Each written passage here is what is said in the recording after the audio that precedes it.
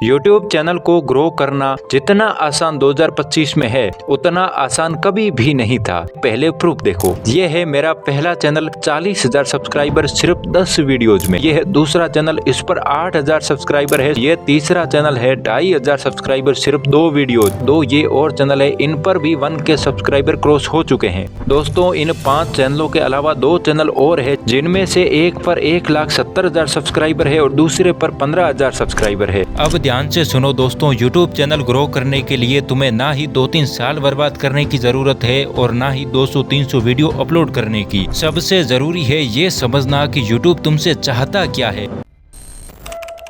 देखो, YouTube एक social media platform है जो एड्स पर पैसे कमाता है और हर प्लेटफॉर्म की तरह इसे भी चाहिए कि लोग ज्यादा से ज्यादा टाइम यहाँ बिताए। इसीलिए YouTube आपकी मदद चाहता है ऐसा कंटेंट बनाने में जिसे लोग पूरा देखें और प्लेटफॉर्म से एंगेज रहे। आपने नया YouTube चैनल शुरू किया और उस पर एक वीडियो डाली। वीडियो को डालते ही YouTube सबसे पहले स्कैन करेगा वीडियो का टाइटल, डिस्क्रिप्शन और कीवर्ड, और फिर उसके बेस पर वो आगे थोड़े बहुत लोगों तक सजेस्ट करेगा। जैसे ही उन कुछ लोगों के सामने आपकी वीडियो जाएगी तो वो उस पर क्लिक करेंगे या नहीं करेंगे। इससे YouTube ये पता लगाएगा कि आपकी वीडियो किस तरह के लोगों को पसंद है। अब उन कुछ लोगों की रिएक्शन को स्कैन करके YouTube आपकी वीडियो को थोड़े उससे ज्यादा सिमिलर इंटरेस्ट वाले लोगों तक आपकी वीडियो को भेजेगा और फिर से स्कैन करेगा कि वो लोग कैसे रिएक्ट कर रहे हैं। लेकिन YouTube ये किस बेस पर स्कैन करता है और फिर आगे वायरल करता है। तो YouTube बेसिकली आपकी वीडियो की सिर्फ 2 चीजें ट्रैक करता है, एक एंगेजमेंट और दूसरा वॉच टाइम। वॉच टाइम यानी जो थोड़े बहुत लोग आए हैं आपकी वीडियो पर वो कितनी देर तक आपकी वीडियो को देख रहे हैं। अगर ऑडियंस आपके चैनल पर 5-7 मिनट भी ज्यादा रुक रही है तो उस वीडियो को YouTube और भी ज्यादा लोगों तक सजेस्ट करेगा, क्योंकि उसकी वजह से लोग आपके चैनल पर 7 से 10 मिनट ज्यादा रुक रहे हैं, जिससे YouTube आपके चैनल से पैसा कमा रहा है। वैसे ही अगर आपकी वीडियो पर लोग ना रुके तो YouTube उसे सजेस्ट नहीं करेगा, क्योंकि खराब वीडियो देखने के बाद ऑडियंस अक्सर YouTube से क्विट कर देती है और किसी और प्लेटफॉर्म पर चली जाती है और YouTube अपनी ऑडियंस का मूड खराब करके उसे दूसरे सोशल मीडिया प्लेटफॉर्म पर नहीं भेजना चाहती।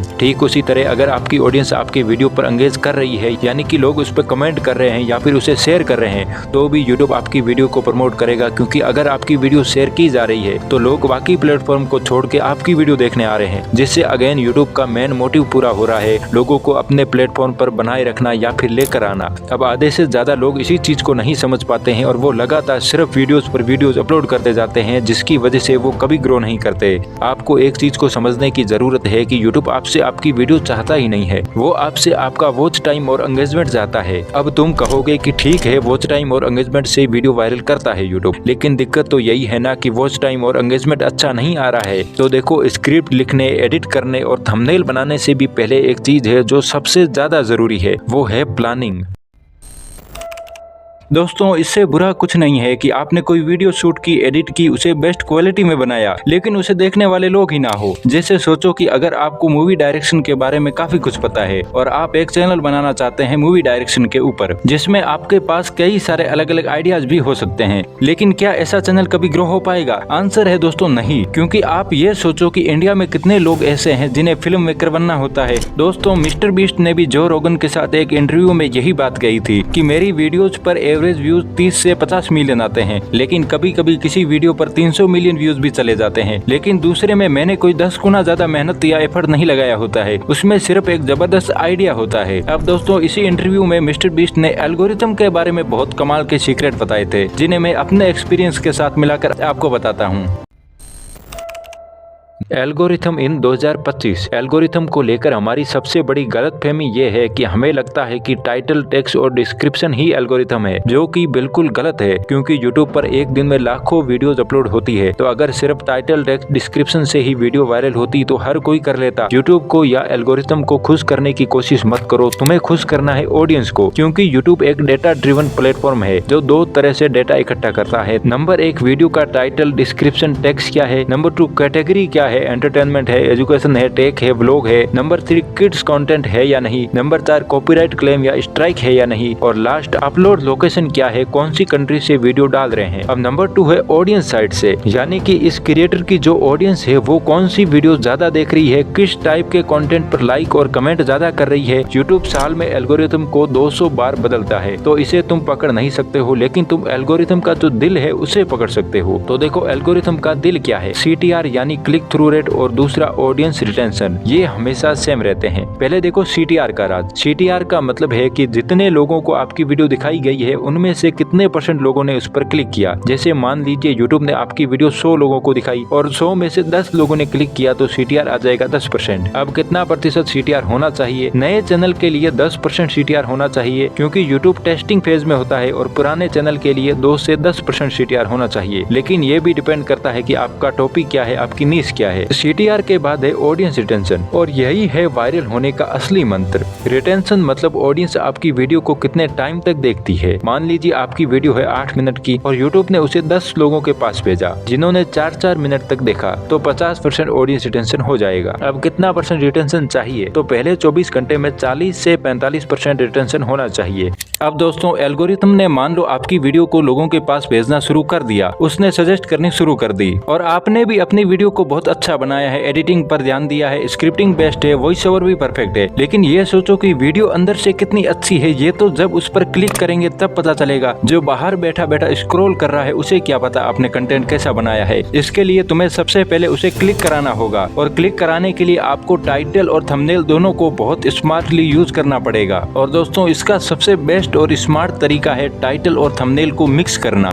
क्या तुमने भी कभी नोटिस किया है कि तुम एक अच्छी वीडियो बना लेते हो, थंबनेल भी अच्छा बना लेते हो, लेकिन जैसे ही वीडियो अपलोड करने की बारी आती है तो वहाँ पर तुम्हें दिखता है टाइटल, और वहाँ पर तुम कुछ भी लिख देते हो, तुम्हें कुछ समझ नहीं आता कि क्या लिखूं। आप एक वीडियो पर 2-2, 3-3 दिन मेहनत करने के बाद भी टाइटल लिखने टाइम 1 मिनट भी नहीं सोचते, क्योंकि आपको लगता है कि आपकी वीडियो बहुत अच्छी है तो लोग क्लिक करेंगे ही। लेकिन दिक्कत यही है कि बिना क्लिक किए पता कैसे चलेगा कि कंटेंट कैसा है। तो दोस्तों एक सक्सेसफुल यूट्यूबर ये जानता है कि टाइटल और थंबनेल अलग अलग नहीं होते हैं, बल्कि दोनों एक साथ मिलकर एक स्ट्रॉन्ग क्लिकेबल एलिमेंट बनाते हैं। इसीलिए वो थंबनेल के साथ साथ टाइटल पर भी बहुत ज्यादा ध्यान देते हैं। दोस्तों मैं अपने थंबनेल को बनाने के लिए पहले कॉपी में एक स्केच बना लेता हूँ, ताकि मुझे पहले ही पता हो कि मुझे क्या डिजाइन करना है।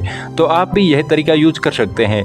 अब चलो ये जानते हैं कि एक खराब थंबनेल और एक जीनियस थंबनेल में क्या अंतर होता है। जैसे मान लो वीडियो का टॉपिक है अगर प्लेन से गिरे तो कैसे बचे। सबसे पहले देखो ये थंबनेल, ये एक खराब थंबनेल है, क्योंकि थंबनेल की लाइन और टाइटल की लाइन दोनों सेम है, लेकिन सेम ही लाइन दोनों जगह लिखने का क्या फायदा। अब देखो दूसरा थंबनेल, ये है एक जीनियस थंबनेल, क्योंकि इसका थंबनेल देखकर ही समझ में आ जाएगी कि टॉपिक क्या है, और टाइटल में भी एक बहुत कैची लाइन लिखी है, पैर सीधे मत रखना। अब हर कोई जानना चाहेगा कि पैर सीधे रखने से भला क्या होता है। अब देखो मैं अपना कुछ पर्सनल एक्सपीरियंस शेयर करता हूँ। तो जब मैं अपने टाइटल और थंबनेल प्लान करता हूँ तो मैं अपनी आंखें बंद करके सोचता हूँ कि क्या ये वीडियो मुझे खुद क्लिक करने के लिए मजबूर करेगा। अगर टाइटल अच्छा नहीं लगता तो मैं फिर से पूरी प्रोसेस रिपीट करता हूँ। जब आपको 90% यकीन हो जाए कि आपका टाइटल और थंबनेल धमाकेदार है, तब आपको अपने यूट्यूब का सबसे क्रूशियल पार्ट शुरू कर देना चाहिए, और वो है स्क्रिप्टिंग।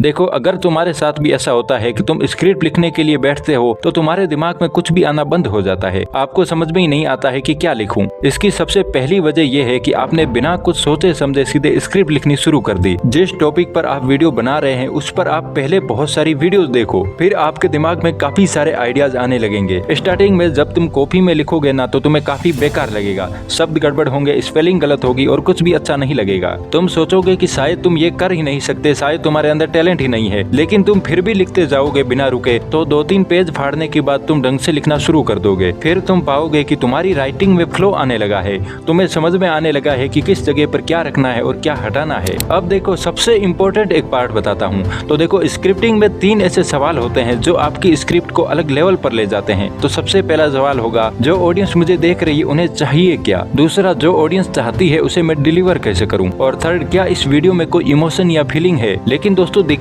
ये है 90% ऑडियंस स्टार्टिंग के 8-10 सेकंड में ही आपकी वीडियो को छोड़ देती है। तो आप आगे की वीडियो कितनी भी अच्छी बना लो उसका क्या फायदा। इसके लिए सबसे जरूरी है हुक या फिर इंट्रो। बहुत से यूट्यूबर सोचते हैं कि इंट्रो का मतलब है वीडियो का सबसे इंटरेस्टिंग पार्ट। तो फिर जरा ये सोचो कि नेटफ्लिक्स में स्किप इंट्रो का ऑप्शन क्यों दिया होता है। अगर सबसे इंटरेस्टिंग पार्ट है किसी मूवी का इंट्रो, तो फिर स्किप इंट्रो का ऑप्शन क्यों दिया होता है। क्योंकि दोस्तों ज्यादातर लोग इंट्रो देखना पसंद नहीं करते हैं। अब क्या इसका मतलब यह है कि इंट्रो बनाना ही नहीं चाहिए। तो ऐसा बिल्कुल नहीं है, क्योंकि यूट्यूब की वीडियोस पर पहले कुछ सेकंड में आपको व्यूअर को ये दिखाना होता है कि आपका टाइटल और थंबनेल जो कह रहा है उसे आप डिलीवर करने वाले हैं। व्यूअर आपकी वीडियो पर इसीलिए क्लिक करता है क्योंकि उसे कुछ चाहिए। अगर आप पहले ही कुछ सेकंड में ही उसे बिलीव करा दे जिसकी उसे उम्मीद थी, तो वो पूरी वीडियो देखेगा। आपकी वीडियो के पहले 3 सेकंड में व्यूअर को ये महसूस होना चाहिए कि हाँ, यही मैं सोचकर वीडियो पर आया था। अब दोस्तों, स्क्रिप्ट के बाद में है एडिटिंग। मैंने 7-8 चैनल ग्रो करने के बाद यही सीखा है कि बहुत हाई लेवल की 3D एडिटिंग करने की जरूरत नहीं है। जरूरी यह है कि आपको एडिटिंग के कुछ सीक्रेट पता होने चाहिए, जिसमें बहुत ज्यादा मेहनत भी ना लगे लेकिन वीडियो को प्रोफेशनल भी बना दे। तो देखो, सबसे पहला एडिटिंग का सीक्रेट है विजुअल प्लानिंग। स्क्रिप्ट लिखते टाइम आप स्क्रिप्ट की हर लाइन के लिए नोट्स बनाइए। मुझे इन लाइनों के लिए कौन से विजुअल चाहिए, क्योंकि जब हम एडिटिंग करने के लिए बैठते हैं तो हमारे दिमाग में सिर्फ टेक्निकल चीजें रहती है, लेकिन जो साइकोलॉजिकल ट्रिक्स होती है उन्हें हम एडिटिंग करते टाइम भूल जाते हैं। और एडिटिंग करते टाइम हम जल्दबाजी भी बहुत करते हैं, जिसकी वजह से हमारे दिमाग में कुछ भी आना बंद हो जाता है। तो इसके लिए आप पहले ही एक कॉपी में लिखना शुरू कर दीजिए कि कहाँ पर क्या रखना है। स्टार्टिंग में जब तुम कॉपी में लिखोगे तो काफी बेकार लगेगा, लेकिन 2-3 पेज फाड़ने के बाद तुम ढंग से लिखना शुरू कर दोगे। अब देखो, एडिटिंग का सेकंड सीक्रेट है डोंट टेल शो देम, यानी बताओ मत, उन्हें करके दिखाओ। हमेशा याद रखो, जहाँ तक पॉसिबल हो बताने की बजाय दिखाने की कोशिश करो। मान लीजिए कोई व्लॉग बना रहा है, गुड मॉर्निंग, मैं अभी नहाया, ब्रश किया, ब्रेकफास्ट बनाया। अब व्यूअर ये सोचेगा कि हाँ तो मैं क्या करूं, वो बोर हो जाएगा।